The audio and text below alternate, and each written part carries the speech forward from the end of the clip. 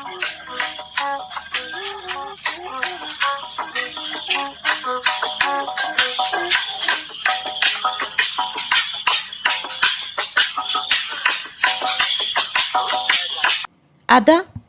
you know you've never told me how many children you want to have.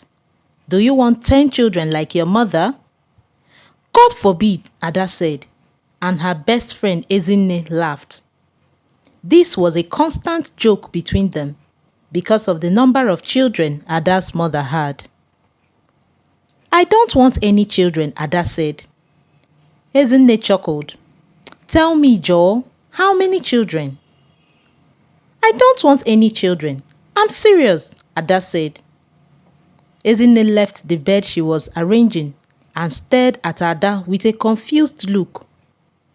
What do you mean you don't want any children? Why?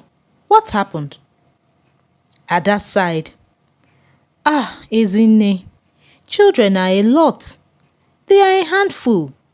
It's not easy training them and taking care of them. I don't have the capacity to take care of them, so there's no need having any.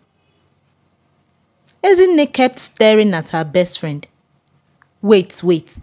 You are actually serious? I'm not joking now, Ada replied.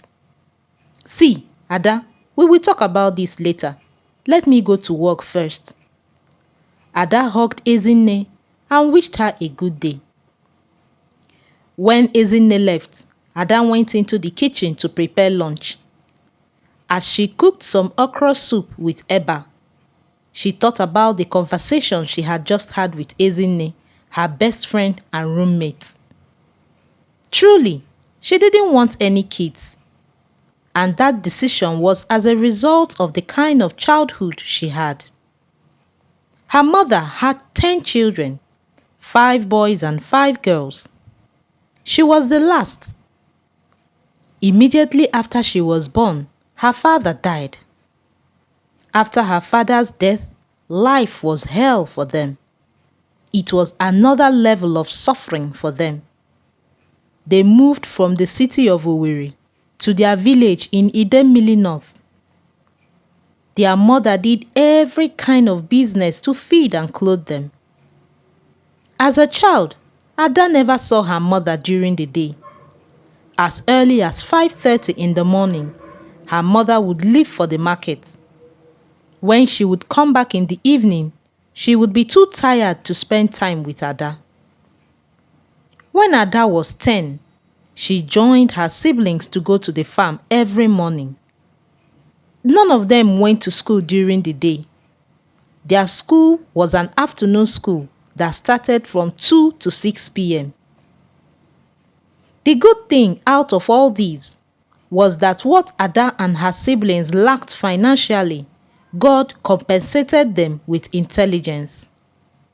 Ada and her siblings were extremely brilliant in their schoolwork. Ada passed her common entrance in flying colors, and she was awarded a scholarship that saw her through secondary school. During her senior secondary school examination, she performed so well that she got another scholarship that saw her through her university education at the Nnamdi Azikiwe University, Awka, Anambra State. That was how she was able to become a nurse. Ada finished preparing her lunch and sat down to eat. Even though her life had changed for the better and her finances had improved, her childhood was a traumatic experience that made her decide she was never going to bring a child into this world.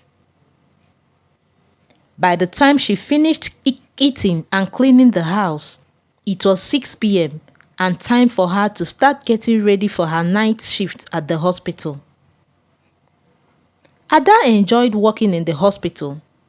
It gave her purpose to help the sick to recover. A lot of people dreaded going to the hospital, but not Ada. The hospital was Ada's sanctuary, her place of communion. Each time she saw a patient who came into the hospital in a terrible condition get better, it gave her utmost satisfaction and grounded her. This night, a young girl of 21 who was rushed into the hospital with a broken leg was being discharged. Ada remembered vividly the day she was rushed into the hospital. The young girl, Nnenna, had been trying to cross the road when she was knocked down by a drunk driver. When she was rushed into the emergency unit of the hospital, her left leg was almost severed from her body. Her bare pinkish flesh was visible to all, and she was in great pain. But tonight, she was smiling and she was walking with her two legs. This was what gave Ada purpose and happiness. Ada hugged the young girl goodbye and continued with her job. By 8 a.m. the next morning, her shift ended and she handed over to her colleague and headed home. The taxi driver dropped her at her junction. She paid him and stood at the junction to wait for a bike that would take her to her place. She stood there for quite a while without seeing an empty bike, so she decided to walk the distance. The road was an Appian way. There were farms and bushes surrounding it, but she wasn't afraid. It was her neighborhood and it was a safe place. In the distance, Ada heard a cry. It sounded like the cry of a baby. Ada looked around. There was no baby in sight. As she got closer to her house, the cry got closer too. She got to her gate and saw a baby wrapped in a wrapper and placed right in the middle of her gate. Ada was shocked. She stood still watching the baby as she wailed and flapped her tiny legs and hands. The baby's cheeks were red from crying and its eyes were closed.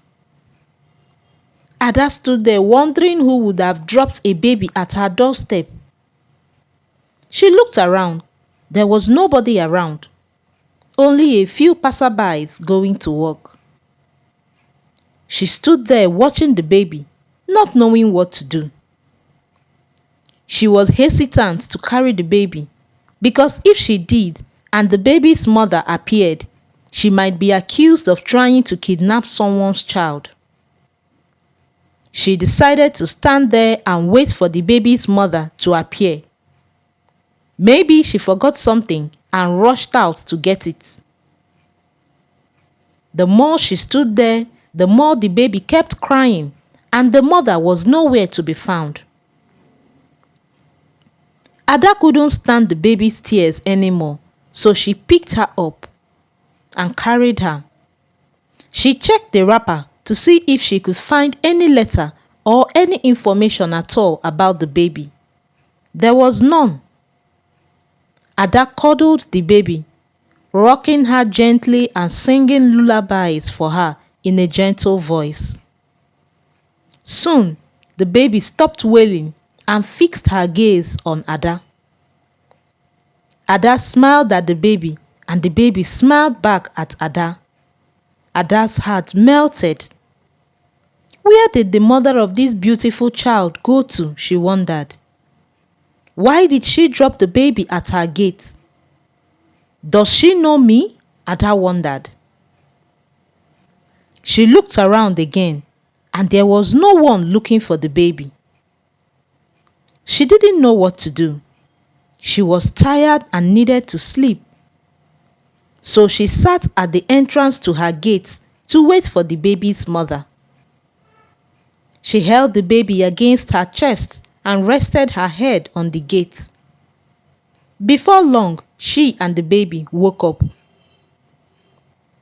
Slept off. Ada woke up when someone tapped her on the shoulder. It was Ezinne, her best friend and roommate. Whose baby is this? She asked Ada. Ada stood up. The baby was still sleeping. I don't know. I came back and saw her crying in her basket. Someone dropped her here. Ezinne looked confused.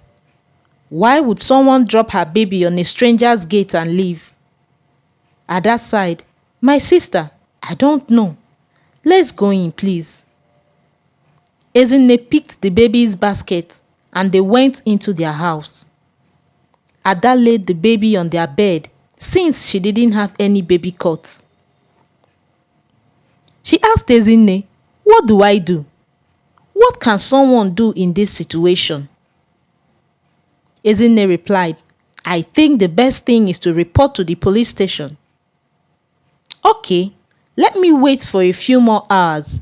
If someone doesn't show up, then I will go to the police station. Ezinne asked her, what will you feed her when she wakes up? Ada laughed. That's true. She has to eat when she wakes up. You see why I don't ever want to have children. I don't even know how to take care of them. Ada gently removed the wrapper on the baby. She wanted to check how old the baby was. She examined the baby's skin, her height, the circumference of her head, and how full the hair on her head was. Based on her experience as a nurse, she determined that the baby was about 3 months old. That means her stomach wouldn't be able to digest anything else apart from formula. So Ada went to buy formula milk for her.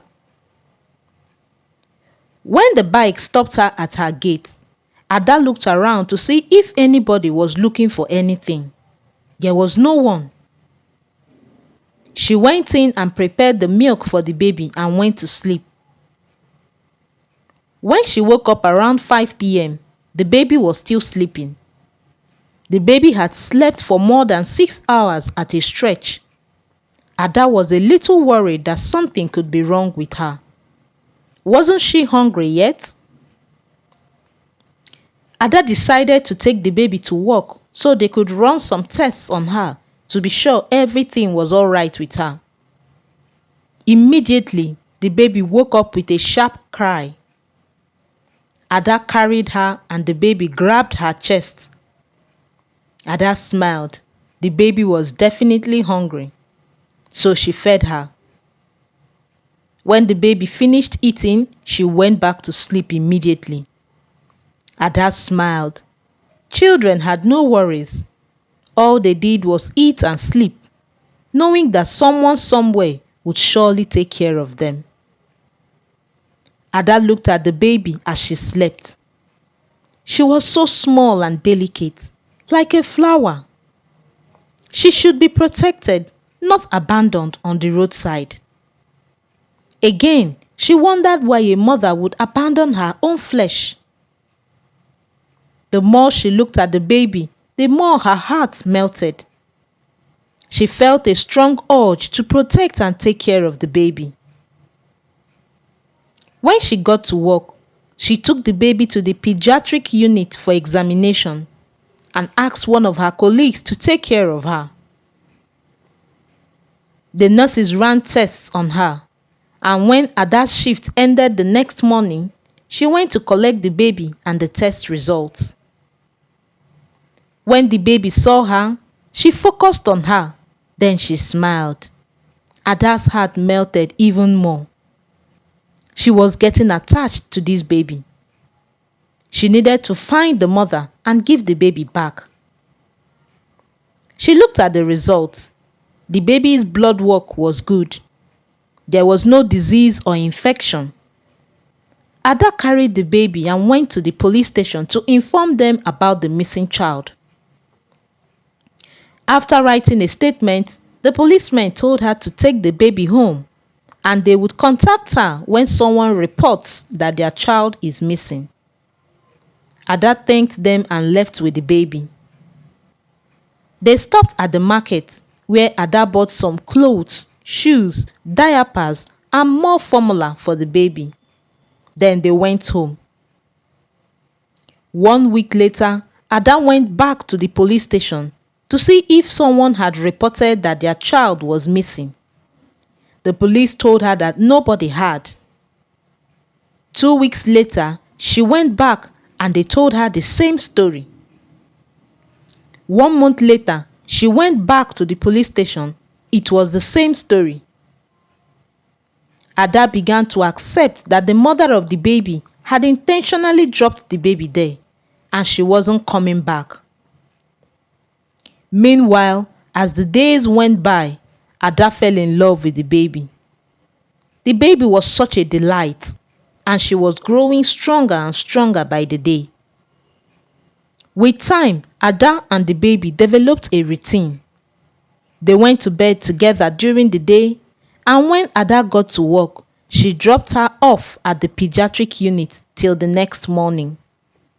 That was their routine until 3 months later. As they were sleeping one afternoon, the baby started crying. Ada woke up and carried her. She rocked the baby and sang to her, but the baby kept crying. In fact, the more Ada sang, the louder the baby cried. Ada prepared pap for her, but the baby didn't eat it. Ada carried her around the house, but she kept crying. Ada decided to give her a bath, thinking it was heat that was disturbing her, yet the baby didn't stop crying. The baby had never cried like that, and Ada was getting frustrated. Ada played her favorite songs, still the baby wouldn't stop crying. And before long, her temperature rose and her body became hot. Ada was scared. Something was wrong. Ada hurried into her room. She wore an oversized t-shirt and shorts, and she carried the baby straight to the hospital. At the hospital, the baby was still crying and fussing. The nurses drew blood from her to run some tests, and she was given medication to normalize her temperature. By the time the results were out, the injection had made the baby to sleep off.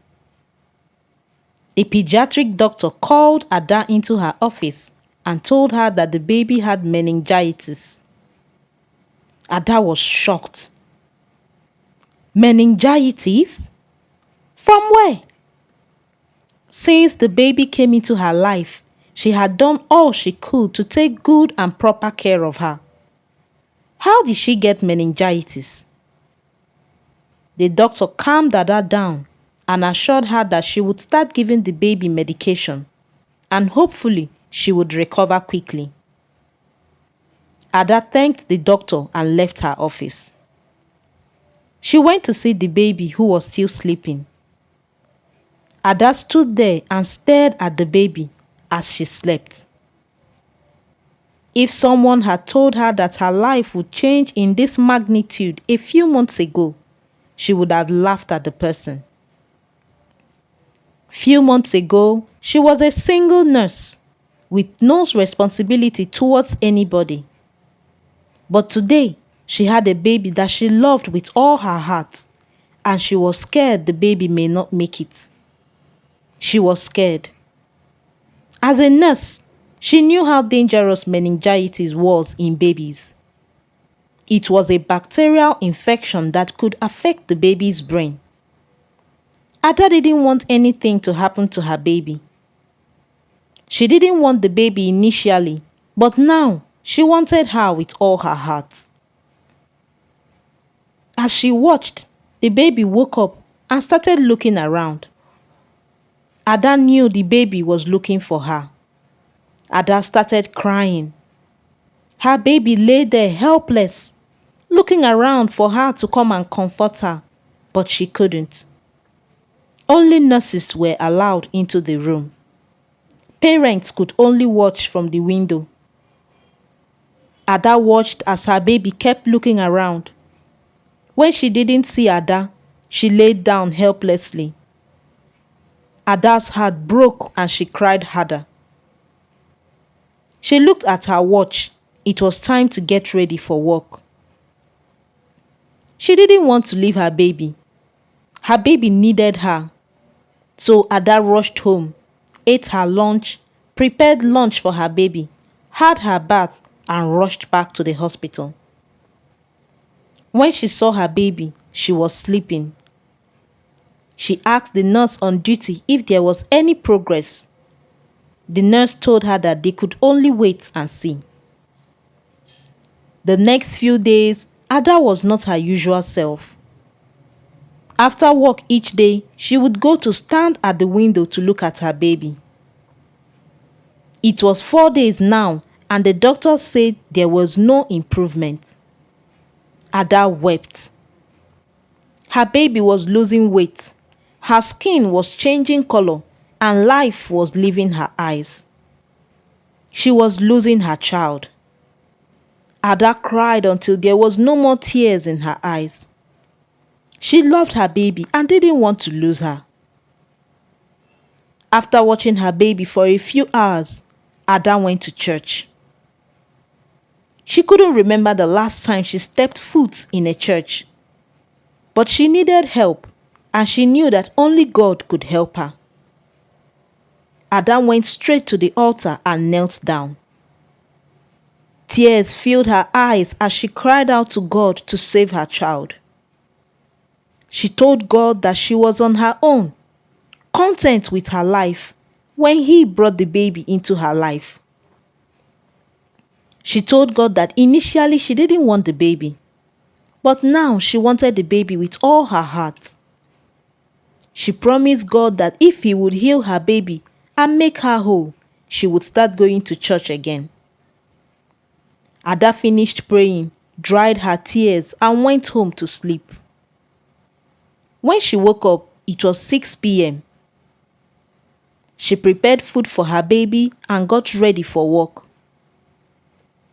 When she visited her baby, she saw her smiling at the nurse that was attending to her.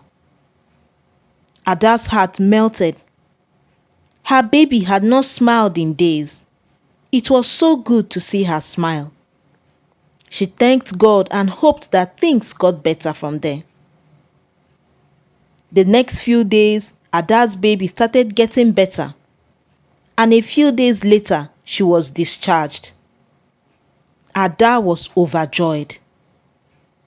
The day the baby was discharged from the hospital, Ada went back to the church with her. She knelt down and thanked God for answering her prayer. The next week, Ada filed a letter of adoption for her baby. She wanted to adopt her officially. Then she named her baby Kamsi Yochukwu, which means God granted my desire, or just as I asked of the Lord. The end.